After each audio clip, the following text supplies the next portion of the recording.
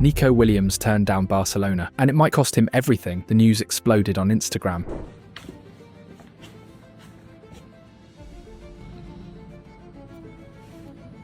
Cuando hay que tomar decisiones, para mí lo que pesa más es el corazón. Estoy donde quiero estar, con los míos. Esta es mi casa. Atleti. Nico signed with Athletic Club until 2035. His new deal is locked tight, a €100 million release clause and the team's top salary. How did he get it? He used Barca and Bayern interest as a bargaining chip. A big sigh swept through Barcelona. Nico Williams, que es el que da el paso esta vez para venir al Barça, porque el Barça hace poco tiempo prácticamente pensaba en Luis Diaz y pocos jugadores más, no estaba el nombre del Nico Williams. Nico walked away from joining a killer front line with Lamine Yamal. Toda esta qualidade. Agora atenção a Yamal, vai tentar fazer o passe, abriu para Nico Williams, remate, golo! Espanha! Nico Williams faz o 1-0! E aí está o primeiro. He walked away from the club that rules La Liga and hunts the Champions League. He walked away from sharing a locker room with his best friend, now called the best in the world. All to stay where his heart is, beside Iñaki and the roaring crowd in San Mamés.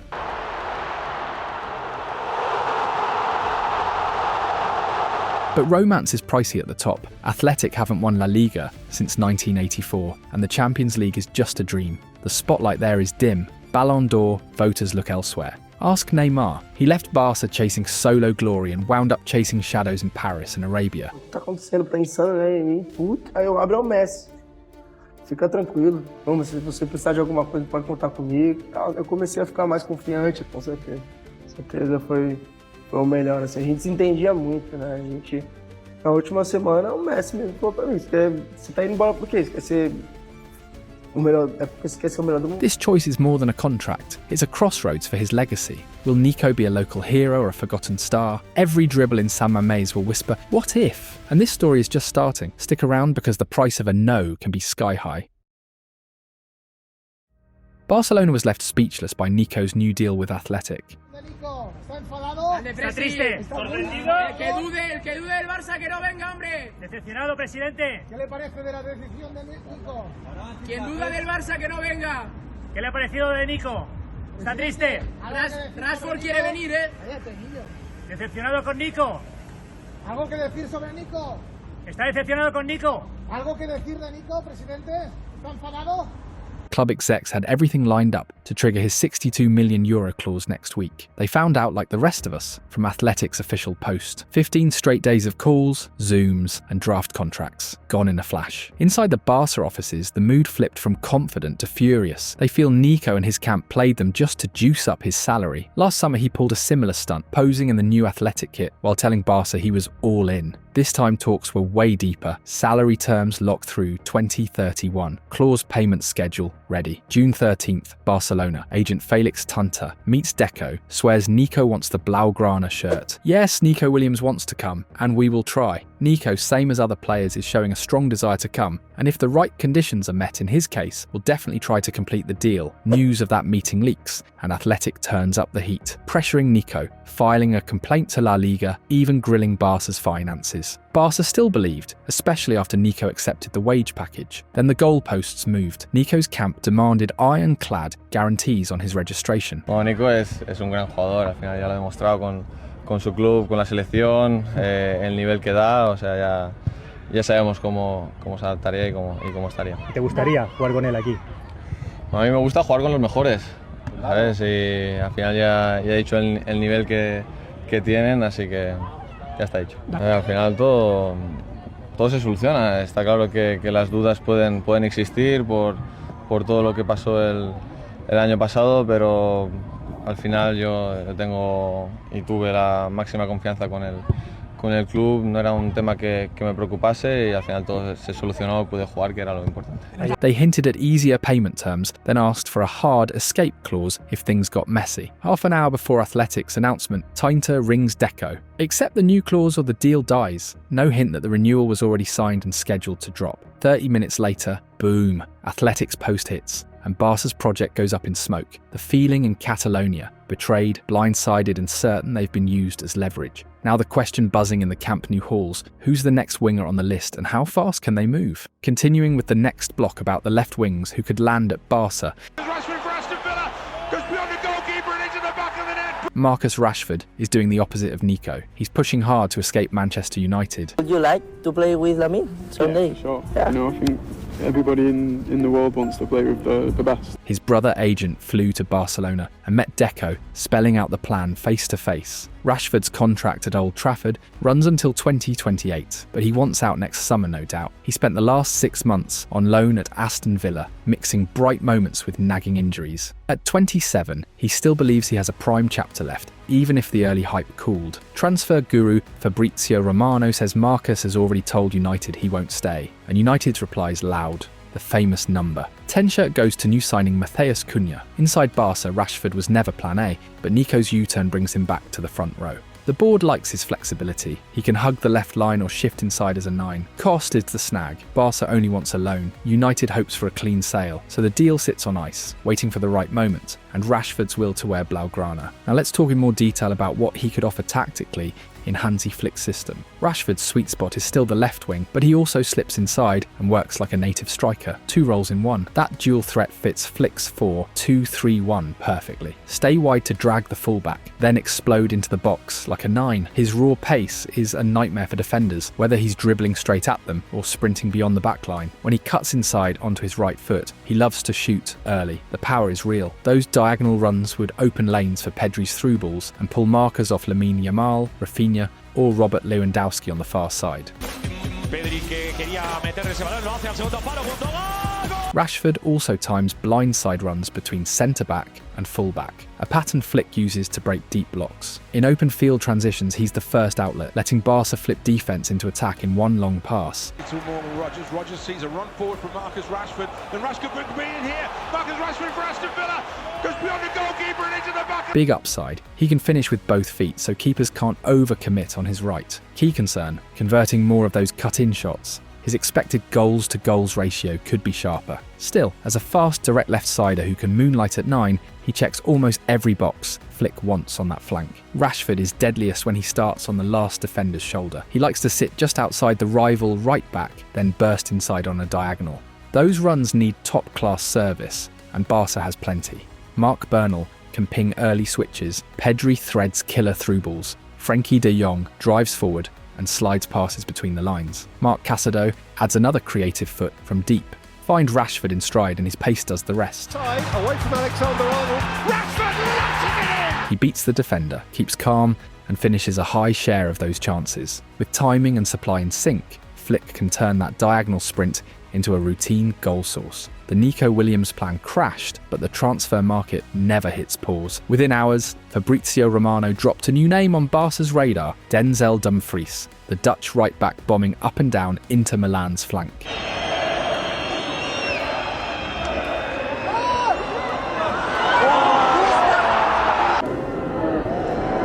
Dumfries is built for Flick's high-octane 4-2-3-1. He powers forward like a freight train, overlaps the winger, and still has the lungs to sprint back on defence.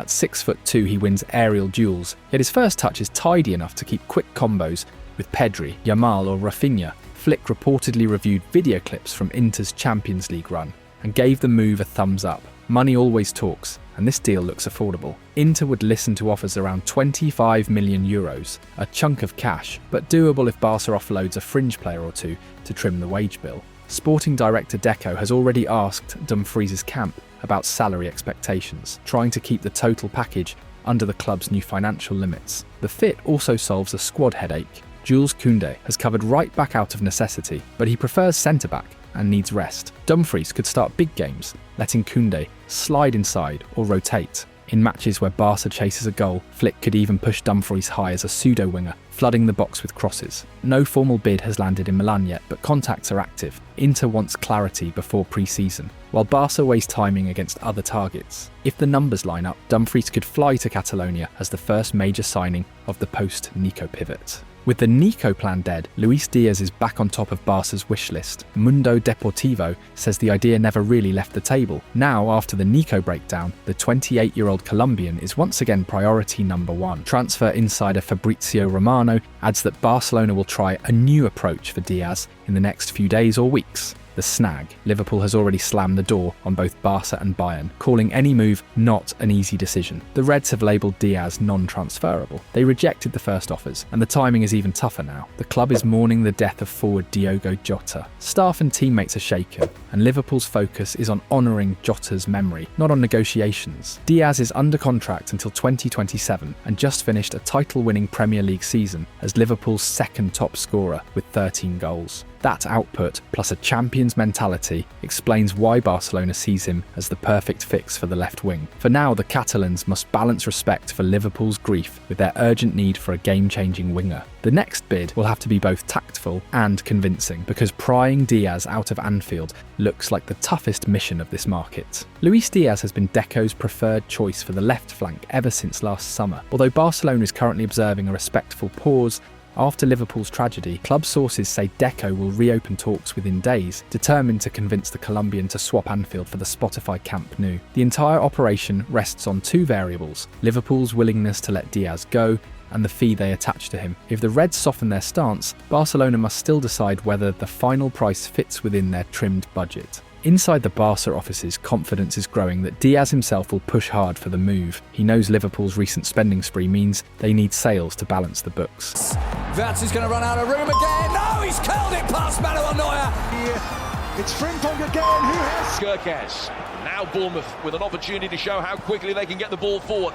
Decent ball swung in. And he sees Barca's renewed urgency on the left wing as the perfect opening. For those reasons, Diaz remains target number one once negotiations can resume in earnest. Luis Diaz's track record screams instant impact. Liverpool had planned to wait until the summer of 2022, but once Tottenham's interest leaked, the club moved fast, and a call from Jurgen Klopp sealed Diaz's mid-season switch from Porto. Within weeks, he broke into a front line that already featured Mo Salah, Diogo Jota, and Sadio Mane. His reward, a starting spot in the Champions League final against Real Madrid.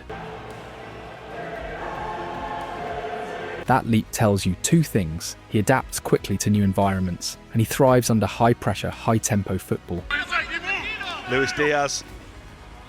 Oh, that's absolutely stunning. Under new boss Arne Slot, his numbers only climbed. Diaz matched a club milestone by scoring 5 goals in his first 5 Premier League games of a season, something only Mohamed Salah, Michael Owen and Robbie Fowler had managed in a Liverpool shirt. Only Salah, 2020-21, and Owen, 2000-1, have ever started faster. When you mirror icons that quickly, it signals elite finishing, sharp movement, and the confidence to demand the ball straight away. That profile slots neatly into Hansi Flick's 4-2-3-1 at Barcelona. Diaz's ability to settle fast means Flick could plug him straight into the left wing inside forward role and expect production from day one. His knack for popping up in scoring areas, evidenced by that 5-in-5 burst, would stretch defences, create space for Lamine Yamal on the opposite flank, and offer an immediate scoring punch without a long bedding in period. In short, Diaz combines rapid adaptation with proven end product, exactly what Barca craves after the Nico Williams collapse. Luis Diaz fits Flick's 4-2-3-1 like a glove. He is a right-footed, lightning-quick left winger who loves to start wide, time his outside-to-inside run, and burst behind the last line. That diagonal sprint would be a dream for Pedri, who thrives on slipping passes into the blind side. Because Diaz receives on his stronger right foot, he can finish in stride without slowing down.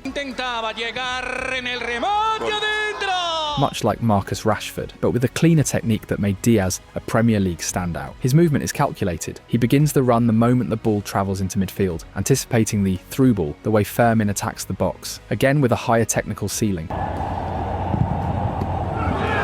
Once in Blaugrana colours, those patterns would pair perfectly with the associative play of Lewandowski and Rafinha and mesh with Flick's high-pressing scheme. Against deep blocks, something he already tackles every week in England, Diaz adapts by leaning on his elite dribbling. He changes speed and direction in a flash, all while keeping tight control of the ball. That explosive stop-start quality lets him create passing lanes or carve out shooting angles when defenders sit tight. Fullbacks struggle to stay close. One misstep and he is past them, opening space others can't. In short, Diaz would give give Barcelona 3 priceless gifts: timed runs that stretch defences vertically, dribble power to unlock low blocks, and seamless chemistry with the club's existing creators. For Flick, those traits turn the left wing from a problem spot into a constant source of goals and chaos. Once Diaz gets into rhythm, he can beat his marker in either direction. Most often he cuts inside onto his stronger right foot to combine or shoot, but if the fullback shows him the outside lane, he now trusts his left too. That variety matters in Flick's 4-2-3-1. Defenders who shade him one way still pay a price because he can slow after a burst, plant, and whip in a cross, or slip a pass from a balanced stance instead of full sprint. Nearly every chance he creates starts with a 1v1 he engineered himself. Isolate the defender, win half a yard, and slide a low ball across the 6-yard box. Those are classic Diaz assists. He prefers the inside chop, yet his hours on the weaker foot mean an outside service is almost as dangerous. Fullbacks can't overcommit to either shoulder, which keeps the passing lane open for Pedri's wall passes or Lewandowski's near post runs. Confidence oozes from his game. In front of goal he stays calm, rarely panics in a one-on-one with the keeper, and loves a no-look layoff to freeze the last defender. His shot needs little backlift, so tight spaces aren't a problem. Combine that with his dribbling, and he becomes lethal against packed defences, exactly the scenario Barca sees every weekend. Outside the box, he dribbles laterally or on a diagonal, taking tiny touches to skip past challenges while angling slightly away from goal to avoid tackles. That often leaves him shooting at a right angle to the target, but he can rotate his torso and hit with power even off balance. Some of his best Liverpool goals came from that very pattern: long, curling drives that began with a run down the left touchline. Off the ball, Diaz's speed and snap acceleration make him an ideal first presser. One reason Klopp rushed to sign him. He chases, pokes from behind,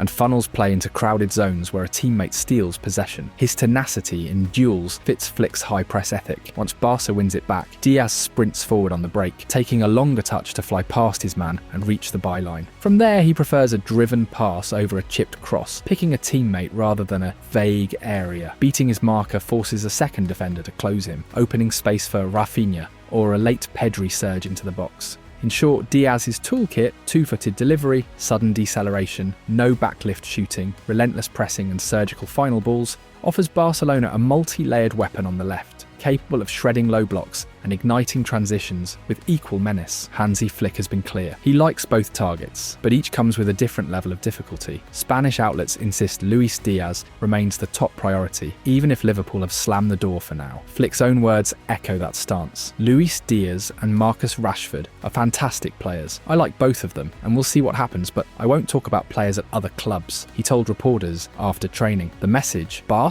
will push, yet respect the lines. Behind the scenes, club staff admit Marcus Rashford is the easier deal. United and the player want a split, so a loan structure could fall into place once Barca finalises salary space. Diaz, by contrast, will require Liverpool to change their not-for-sale position, or at least name a fee Barcelona can stomach. For Flick, either winger would slot straight into his 4-2-3-1, but the Colombian's two-footed threat, pressing fire, and proven big game edge still rank first on the depth chart. Negotiations, however, may force the club to pivot. Fast-track Rashford if Liverpool refuses to budge, or hold out if a Diaz breakthrough appears. The coming weeks will reveal which path Barcelona walks: an English forward eager for a fresh start, or a Colombian star who perfectly fits Flick's blueprint. One way or another, the left-wing saga is far from over. But one point matters above all. Just like Rashford, Diaz wants a challenge in Catalonia. Last season he turned down a renewal offer at Liverpool and a huge contract from Saudi Arabia, reinforcing the idea that his next goal is a fresh European test, specifically at Spotify Camp Nou. He is in no rush and is willing to wait for the right moment. The real loser in the collapsed transfer is Nico Williams, not Barcelona, and the numbers prove it. By renewing with Athletic Club, Nico tied himself to a team that has not won La Liga since 1984 and rarely pushes past third or fourth place. A Copa del Rey now and then is nice, but it is a far cry from the steady diet of league titles and Champions League runs that define Barcelona's modern identity. In Bilbao, he remains a beloved local hero, yet his stage is regional, not global. Had he moved to Catalonia, Nico would have stepped into what might become the next legendary frontline. Rafinha is coming off a prime season of 34 goals and 25 assists. Lamine Yamal already owns a best in the world tag at 17 with 18 goals and 25 assists, and a still dangerous Lewandowski is waiting for service inside the box. Playing beside that trio would have turbocharged Nico's own 11-goal, 7-assist output and given him weekly shots at silverware, Ballon d'Or votes and sponsorship deals. Meanwhile, Barcelona will move on. The club's pull is bigger than any single player,